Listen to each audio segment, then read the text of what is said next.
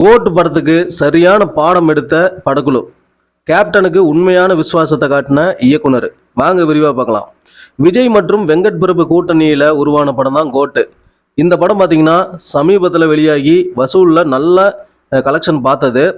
இந்த படத்தில் AI technology மூலம் கேப்டன் விஜயகாந்தை காண்பிச்சிருந்தாங்க. ஆரம்ப காலத்தில் விஜயகாந்த் படங்களில் சிறு கதாபாத்திரங்களில் விஜய் நடித்திருப்பார்.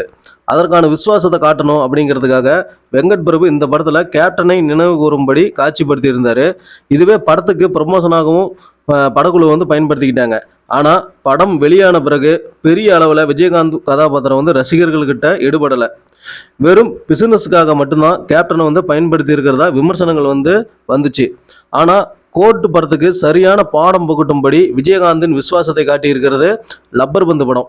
அட்டகத்தி தினேஷ் மற்றும் ஹரிஷ் கல்யாண் ஆகியோர் நடிப்பில் வெளியாக இருக்கக்கூடிய இந்த படத்துக்கு ஏகபோக வரவேற்பு கிடைச்சி வருது. கிரிக்கெட் விளையாட்டை மையமாக வச்சு இந்த படம் எடுக்கப்பட்டிருக்குது. லப்பர் பந்து படத்தோட இயக்குனர் தமிழரசன் பச்சமுத்து தீவிர விஜயகாந்த் ரசிகர். அவர் இந்த படத்தோட கதையை நடிகர் தினேஷ் கிட்ட சொன்ன உடனே அவர் ஓகே சொல்லிட்டாராம். ஏன்னா தன்னை போல தினேஷும் ஒரு விஜயகாந்த் ரசிகர். இதில் அவர் கதாபாத்திரம் ஒரு மாமனாராக மட்டும்தான் போக வேண்டிய சூழலில் இன்னைக்கு ரசிகர்கள் கொண்டாடும் அளவுக்கு மாற்றி இருக்குது. அப்படி தன்னுடைய எழுத்துக்கு தினேஷ் உயிர் கொடுத்ததாக கூறியிருந்தார். மேலும் தினேஷின் கேரக்டரை காட்சிப்படுத்தும் போது விஜயகாந்த் படத்தில் இடம்பெற்ற நீ பொட்டு வச்ச தங்க கோடம் அந்த பாட்டு இடம்பெற செய்தோம் அப்படின்னு இயக்குனர் கூறியிருந்தார்.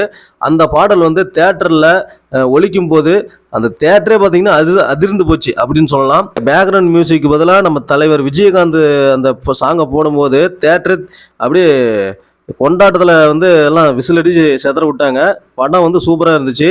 சரி நண்பர்களே, இந்த வீடியோவுக்கு மறக்காமல் ஒரு லைக் போடுங்க. நன்றி, வணக்கம்.